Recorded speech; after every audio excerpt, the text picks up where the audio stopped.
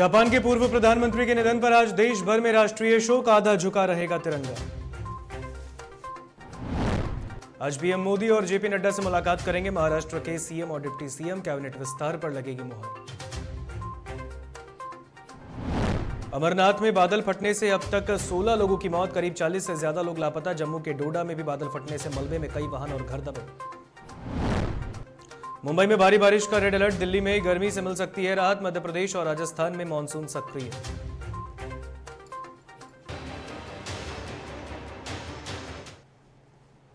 नमस्कार, आप देख रहे हैं डीटीवी भारत का ये नेशनल बुलेटिन और मैं हूं आपके साथ ऋतिक सुमन। खबरें विस्तार से।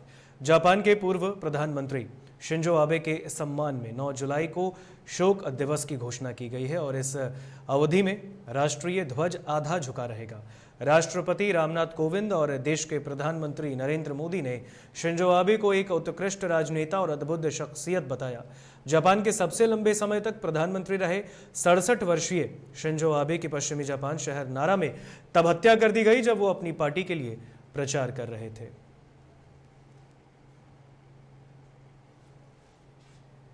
और जापान के पूर्व प्रधानमंत्री शिंजो आबे की गोली मारकर हत्या कर दी गई और इसके बाद वाराणसी के दशाश्वमेध घाट पर मां गंगा की आरती शिंजो आबे के नाम समर्पित की गई। बता दें, इस दौरान हजारों श्रद्धालु और पर्यटकों ने नम आंखों से 2 मिनट का मौन रखा और उन्हें नमन किया।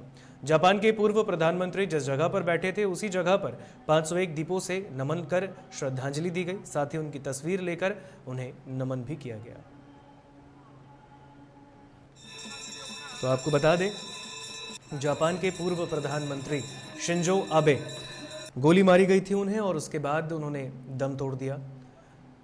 काफ़ी सालों तक वो जापान के प्रधानमंत्री रहे और ऐसे में भारत में भी शोक की लहर है। आज राष्ट्रीय ध्वज को आधा झुकाया गया है उनके सम्मान के लिए। साथ ही साथ आपको बता दें, देश के प्रधानमंत्री, भारत के राष्ट्रपति ने भी उन्हें श्रद्धांजलि दी है, साथ ही साथ उनको नमन किया है। इस दौरान वाराणसी की ये तस्वीर देख रहे हैं जहां पर शिंजो आबे आए थे, वहीं पर जहां उन्होंने बैठकर तस्वीर ली थी उसी जगह पर 501 दीपों को जलाया गया। साथ ही साथ गंगा आरती कर ये गंगा आरती उन्हें समर्पित की गई, उनके आत्मा को शांति प्रदान करने के लिए। आज हम लोग शिंजो आबे जी जो पूर्व प्रधानमंत्री जापान के थे उनको श्रद्धांजलि दी गई है और दीपदान किया गया है और यहाँ देश विदेश से जो पर्यटक आए हैं हम लोग 2 मिनट का मौन कराया गया है। पूरे काशीवासी बड़े निराश हैं और पूरा भारत हमारा बहुत निराश है। देखिए, इससे पहले भी आज जो जापान के पूर्व प्रधानमंत्री श्री शिंजो आबे जी का आकस्मिक निधन हुआ है, उसी क्रम में आज यहाँ पे शोक कार्यक्रम रखा गया है। महाराष्ट्र के मुख्यमंत्री एकनाथ शिंदे और डिप्टी सीएम देवेंद्र फडणवीस आज प्रधानमंत्री नरेंद्र मोदी और बीजेपी के राष्ट्रीय अध्यक्ष जेपी नड्डा से मिलने वाले हैं। कैबिनेट विस्तार से पहले दोनों का दिल्ली दौरा काफी अहम है। जानकारी के मुताबिक दोनों नेता आज ही राष्ट्रपति रामनाथ कोविंद और उपराष्ट्रपति एम वेंकैया नायडू से भी शिष्टाचार मुलाकात कर सकते हैं। आपको बता दें, 11 जुलाई को सुप्रीम कोर्ट में शिवसेना के उद्धव ठाकरे गुट द्वारा एकनाथ शिंदे और 15 विधायकों को अयोग्य घोषित करने की मांग वाली याचिका पर महत्वपूर्ण सुनवाई होनी है। कहा जा रहा है कि इसके बाद ही नए मंत्रियों को शपथ दिलाई जाएगी।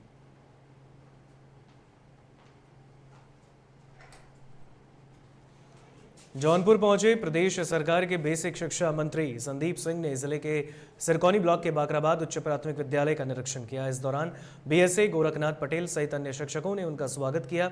मंत्री संदीप सिंह ने विद्यालय के छात्र छात्राओं और शिक्षकों से मिलकर जमीनी हकीकत को जाना। इस दौरान छात्र छात्राओं के द्वारा कई तरह की पेंटिंग्स और मॉडल्स बनाकर मंत्री को दिखाया गया। मौके पर मंत्री संदीप सिंह ने भी विद्यालय के पठन पाठन के कार्यों की काफी प्रशंसा की। वाले वर्षों में एक भी बच्चा ऐसा नहीं बचेगा प्रदेश में जो शिक्षा व्यवस्था से ना जुड़ा हुआ। सरकार को 100 दिन में क्या आपके विभाग द्वारा क्या कार्य किया? देखिए, शिक्षकों के लिए स्वास्थ्य बीमा का लेकर के हम सब लोगों ने लक्ष्य किया था कि 100 दिन में पूरा करेंगे, तो उस पर हम सब लोगों ने कार्य किया है। बाकी छात्रों की संख्या को लेकर के हम सब लोगों ने कहा था कि इसको 2 करोड़ तक लेकर के जाने का लक्ष्य है, तो लगभग 1 करोड़ 90 लाख तक हम सब लोग इसके आंकड़े को छू चुके हैं और इसके ऊपर भी गिनती जारी है। और इस पूरे जुलाई के सप्ताह में हमारा स्कूल चलो अभियान चलेगा। बाकी आने वाले समय में भी हम सब लोगों ने लक्ष्य दिया है कि 6 महीने में अलग लक्ष्य है। स्कूल्स में फर्नीचर लगाए जाएंगे, स्कूल्स में स्मार्ट क्लासेस लगाई जाएंगी। 20-20 हज़ार हम सब लोगों ने एक वर्ष में विद्यालय चयनित किए हैं जिनको स्मार्ट क्लास और फर्नीचर के माध्यम से हम सब लोग ये सारी सुविधा देंगे। और तबाही का मंजर, अमरनाथ में बादल फटने से तबाही के बाद रेस्क्यू ऑपरेशन जारी, और इसे लेकर एनडीआरएफ के डीजी अतुल करवाल ने बताया कि 16 लोगों की मृत्यु की सूचना है और 40 के आसपास लोग लापता हैं। 4:30 बजे तक रेस्क्यू का काम चला है, फिर बारिश के कारण रेस्क्यू ऑपरेशन रोक दिया गया। वापस सुबह 6 बजे से रेस्क्यू ऑपरेशन शुरू किया गया है। अमरनाथ गुफा में बादल फटने के बाद जो तबाही मची वो अभी नहीं थमी। इसी बीच जम्मू के डोडा जिले के ठाठरी में बादल फटने की घटना सामने आई है। हालांकि इसमें किसी नुकसान की खबर नहीं है, लेकिन बताया जा रहा है कि बादल फटने से मलबे में कई वाहन और घर दब गए हैं। तो बीते दिन भी अमरनाथ के पवित्र गुफा में बादल फटा था। बादल फटने के मंजर में कई लोग की मृत्यु हुई, कई लोग लापता हो गए। रेस्क्यू ऑपरेशन कल से ही वहां पर जारी है। कई दिनों पहले की भी बात मैं आपको बता दूं, 2-3 दिन पहले की बात है, चंदनबाड़ी और पहलगाम वहां पर ही अस्थायी रूप से जत्था को रोक दिया गया था जो अमरनाथ गुफा में बाबा बर्फानी के दर्शन के लिए जा रहे थे, क्योंकि खराब मौसम था। ऐसे में मलबे में कई वाहन और घर भी दबे हैं, क्योंकि जिस तरीके की मौसम वहां पर हुई है, बादल फटने की खबर है और बादल फटने से तबाही का मंजर वहां पर दिखा है। ऐसे में रेस्क्यू ऑपरेशन भी जारी है।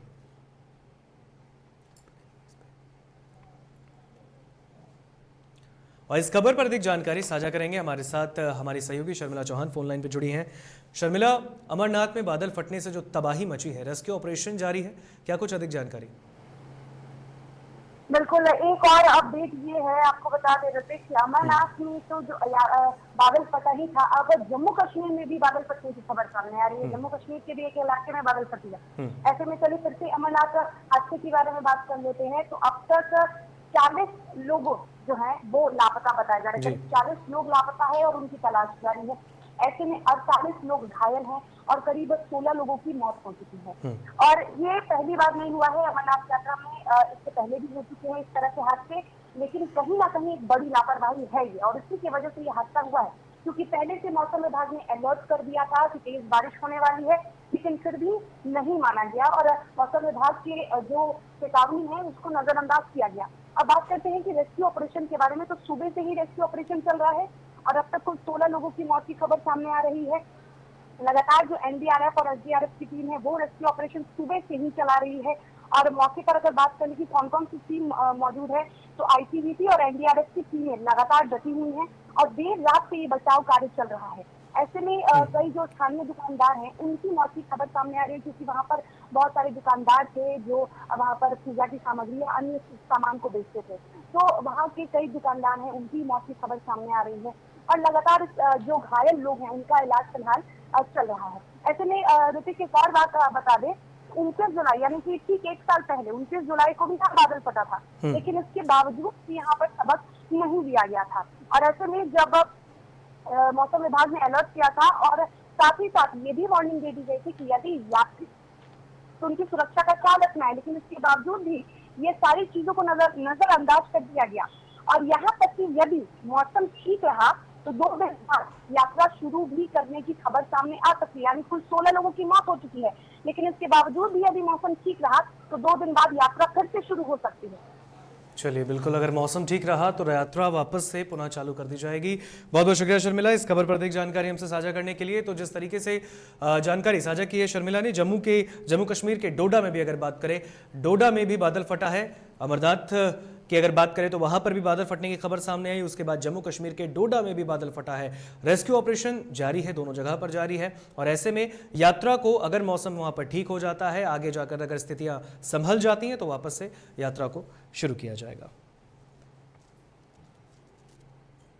चलिए, बात मानसून को लेकर कर लेते हैं। देश के कई राज्यों में मानसूनी बारिश चलते आम जनजीवन प्रभावित हो रहा है। मुंबई, गुजरात समेत कई ऐसे राज्य हैं जहां बारिश आफत बनकर बरस रही है और इधर मुंबई, पुणे, गोवा और कर्नाटक के कई जिलों में भारी बारिश का अलर्ट जारी किया गया है। दिल्ली में पिछले कुछ दिनों से उमस ने लोगों को परेशान किया है। मौसम विभाग ने राजधानी में आज बारिश होने की भी संभावना जताई है। तो वहीं मध्य प्रदेश, राजस्थान और छत्तीसगढ़ में भी मानसून एक्टिव हो चुका है। हालांकि बारिश में अब तक उतनी तेजी नहीं आई है। भले ही योगी सरकार किसानों को राहत देने के लिए काम कर रही हो, लेकिन सहकारी समिति प्रथम कासगंज में तैनात एक सचिव सीधे साधे किसानों को गुमराह कर निर्धारित रेट से 150 रुपए महंगी बेच रहे हैं। दरअसल अन्नदाताओं को सचिव यतेंद्र कुमार डीएपी खाद निर्धारित रेट से बढ़ाकर बेच रहे हैं और इससे किसानों का खुलेआम शोषण हो रहा है, जबकि अन्य समिति केंद्रों पर खाद के निर्धारित रेट के हिसाब से बेची जा रही है। केवल कल, जबकि मंडी पे और क्रय विक्रय पे केवल कल, श्रीमान जी केवल कल जो पेपर में निकला था उस हिसाब से मैंने दी। और मैंने राजीव जी से बात की थी वहां से पीसीएफ पे, तो बोले कि भाई को बड़ा तो है कुछ। तो मैंने कहा अगर ऐसा है तो मैं आपके पैसे जो भी किसान के एक किसान की चवन्नी ली है वो चवन्नी वापस करने हकदार में हूँ। एटा के वाहनपुर कस्बा में दर्जनों झूला छाप खुलेआम मौत का कारोबार सजाए बैठे हैं, जो बिना किसी रजिस्ट्रेशन और डिग्री के डॉक्टर मनोज मेडिकल स्टोर और क्लिनिक से लेकर पैथोलॉजी लैब का भी खुलेआम संचालन हो रहा है। गरीबों की जेबों पर भी धड़ल्ले से डाका डाल रही है। इतना ही नहीं, यहां आए मरीजों से बातचीत किए जाने पर पता चला कि ब्लड सैंपल की जांच रिपोर्ट प्रतिष्ठित पैथोलॉजी के दामों पर ही मुहैया कराई जाती है, जो कि अवैध कमाई का कारोबार यह सालों से फल फूल रहा है। वहीं जिला के मुख्य चिकित्सा अधिकारी ने पूरी खबर को संज्ञान लेते हुए अवैध झूला छाप डॉक्टरों पर गहनता से जांच कर कार्रवाई करने के आदेश दिए हैं। ने जैसा बताया है कि भानपुर में ऐसा चल रहा है तो मैं उसको 1-2 दिन के अंदर दिखवाता हूँ। जो भी अगर नियमानुसार कार्रवाई होगी वो करूँगा, और अगर झोला छाप है तो उनको बंद करवाऊँगा और उनके खिलाफ कार्रवाई करूँगा। और मेडिकल स्टोर के लिए जो हमारे ड्रग इंस्पेक्टर हैं उनको मैं सूचित करके उनसे कार्रवाई करूँगा। सहारनपुर जनपद के गनगोह में दिन दहाड़े बदमाशों ने बाइक सवार छात्र को गोली मार दी। गंभीर हालत में छात्र को जिला अस्पताल लाया गया, जहां पर जानकारी के मुताबिक बदमाश हथियारों से लैस थे और उन्होंने किसी रंजिश को लेकर घटना को अंजाम दिया। गोलीबारी करने वाले कुछ बदमाश हाल ही में जेल से छूटकर बाहर निकले हैं। फिलहाल पुलिस मामले की जांच पड़ताल कर रही है। मोड़े गेट तक जाएगा जी, डब्बा है खल्ली पड़ाओ, वहाँ से एक बाइक अड़ी मेरे अगे और तेजी 10 बाइक, 3 जने पछाण माए में धर का गोली मारी जी कति टांग पे और ना वही फायर करी 10-15 चले गए जी। मैं यूँ बेहोश हो गया था। दूसरा मेरा साथी मौके पे जी मैंने ठैक लाया फिर जी। एटा में सड़क किनारे अज्ञात व्यक्ति का शव देखते ही स्थानीय लोगों ने पुलिस को सूचना दी। घटना की सूचना मिलते ही पुलिस मौके पर पहुंची और शव को कब्जे में लेकर पोस्टमार्टम के लिए भेज दिया। घटना कोतवाली नगर के अंतर्गत डाक बगलिया की बताई जा रही है।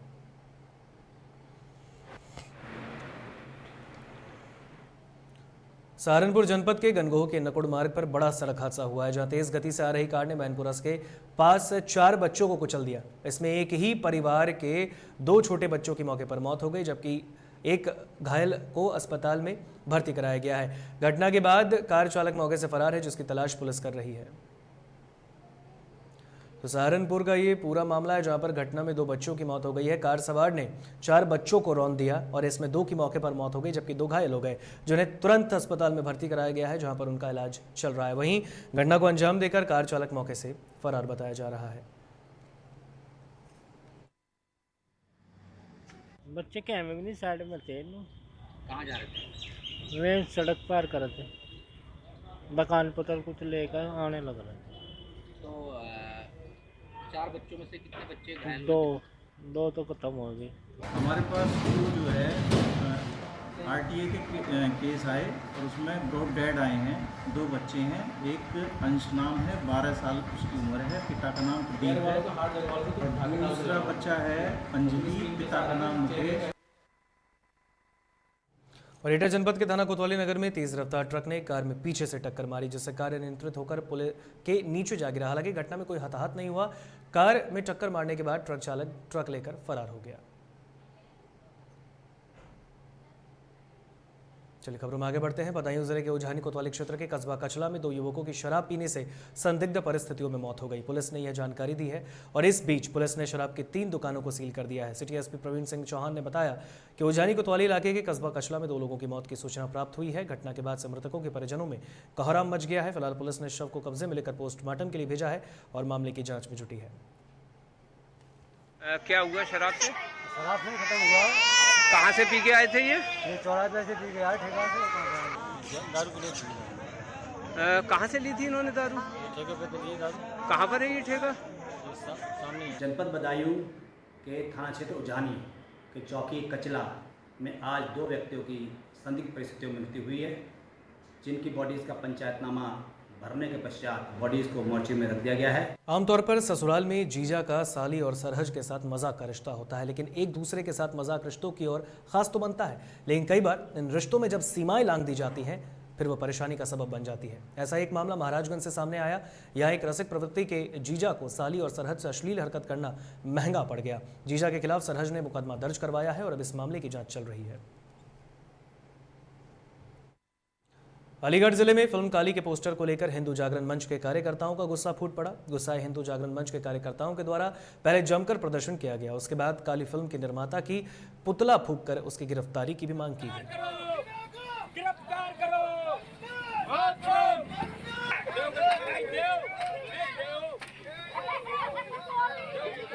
यहाँ पर लीना का पुतला फूंका गया है। लीना का पुतला फूंका गया है। सिगरेट पीते हुए काली माँ का उसने पोस्टर ब्याह किया था, तो 100 करोड़ हिंदुओं को आस्था को विवाद में उसने सहन नहीं करा जा रहा किसी हिंदू पे। उसके खिलाफ सख्त से सख्त कार्रवाई होनी चाहिए। अयोध्या में बकरीद और कावड़ यात्रा को लेकर पुलिस प्रशासन अलर्ट मोड पर है। बकरीद को लेकर एसएसपी ने पुलिस बल के साथ रूट मार्च कर लोगों से शांति व्यवस्था बनाए रखने की अपील की। तो वहीं कावड़ यात्रा और बकरीद को देखते हुए पुलिस और प्रशासनिक अधिकारी लगातार मीटिंग कर रहे हैं और सभी थानों में पीस कमेटी की बैठक भी कराई जा रही है। तो वहीं कावड़ यात्रा के रूट पर पुलिस निगरानी कर रही है। कावड़ यात्रा के रूट पर पड़ने वाले संवेदनशील इलाकों को पुलिस नोट कर रही है। तो आपको बता दें, अयोध्या की ये तस्वीर आप देख रहे हैं, जहां पर बकरीद और कांवड़ यात्रा को लेकर पुलिस प्रशासन अब अलर्ट हो गई है। आपको बता दें, बकरीद 10 जुलाई को मनाया जाएगा और ऐसे में शांति व्यवस्था और सौहार्दपूर्ण तरीके से बकरीद पर्व मनाने की अपील प्रशासन भी कर रही है। और साथ ही साथ इसके बाद सावन के मौके पर कांवड़ यात्रा को लेकर भी जो रूट बनाए गए हैं, वहां पर भी तमाम पुलिस फोर्स की तैनाती होगी। बकरीद का जो पर्व है वो परसों के लिए प्रस्तावित है। इस संबंध में सभी थानों पर हमारी पीस कमेटी की बैठक हो चुकी है और लोगों को जो शासन के दिशा निर्देश हैं उनसे अवगत करा दिया गया है और उनसे अपील की गई है कि एक शांतिपूर्ण वातावरण में जो निर्देश हैं उनका पालन करते हुए एक सौहार्दपूर्ण वातावरण में अपने पर्व को मनाएं। भारत सरकार के द्वारा नगर वन योजना के तहत जिन 75 जिलों का चयन किया गया है, उनमें रोहतास भी शामिल है। रोहतास को इस योजना में शामिल किए जाने के बाद यहां पर वन विभाग में काफी खुशी है। इसी खुशी के अवसर पर नगर वन महोत्सव का आयोजन किया गया। चंदन सहित पहाड़ी के नीचे आयोजित इस कार्यक्रम के दौरान डीएम से लेकर डीएफओ तक के द्वारा इस योजना के महत्व पर प्रकाश डाला गया। कार्यक्रम में बताया गया कि यहाँ के वन क्षेत्र का विकास किया जाएगा। साथ ही चंदन सहित पहाड़ी के नीचे रोहतास के पूर्व डीएफओ शहीद संजय सिंह की स्मृति में एक पार्क का निर्माण भी किया जाएगा।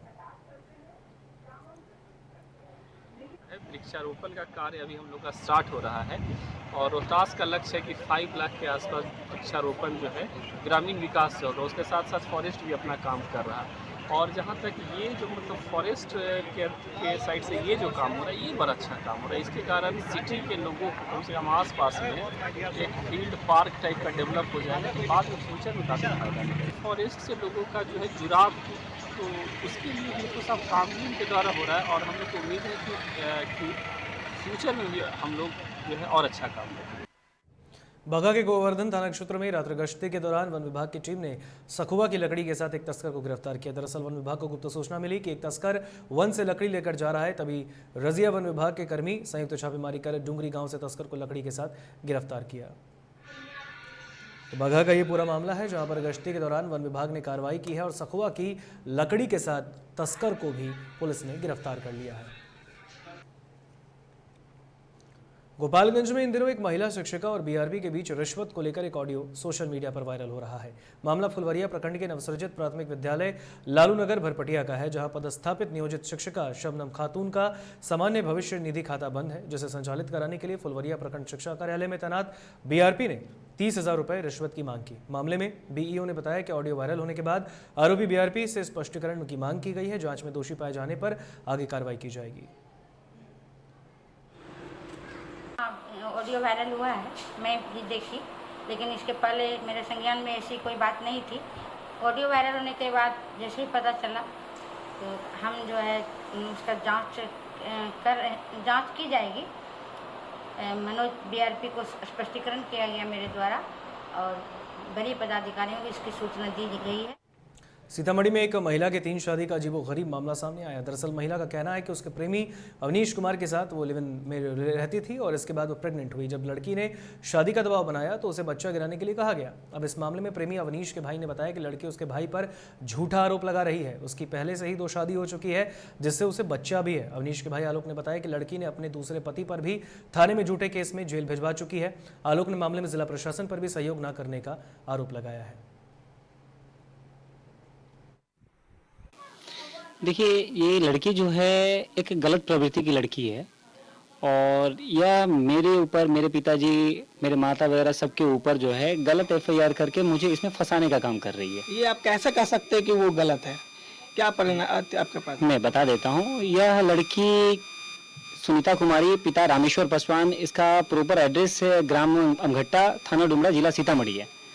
और यह पूर्व से एक विवाहित है जिसके पति का नाम इसके लक्ष्मेश्वर पासवान है। और उसका मैं एक आपको दिखा रहा हूँ, ये रहा उसका आधार कार्ड। ये उसका आधार कार्ड है जिसमें यह अंकित है Sunita Devi, date of birth 1/1/1992, अर्धांगिनी लक्ष्मेश्वर पासवान, वार्ड नंबर 15, ग्राम मझौरा, पोस्ट चांदी रजवाड़ा, भेरैया, रामतुआ, सीतामढ़ी, बिहार। और यह मेरे खिलाफ जो आवेदन दर्ज की है उसमें यह सुनिश्चित किया गया है कि इसके एक बच्चे भी हैं जिसका तकरीबन उम्र 7 से 8 साल के बीच का है। इसमें कुछ पॉइंटेड जो है और जोड़ दिया गया है। क्या मांग करते हैं आप जिला प्रशासन से? क्या मांग करते हैं कि क्या आपको किया जाए? देखिए, जिला प्रशासन से हम सिर्फ यही मांग करना चाहते हैं कि जिला प्रशासन मेरा सहयोग नहीं कर पा रही है, या फिर थाना। क्या आपने FIR किया? जी, मैंने FIR नहीं किया है, लेकिन मेरे पिताजी ने एक SP के पास आवेदन दे रखा है। उस आवेदन का क्या हुआ मुझे पता नहीं।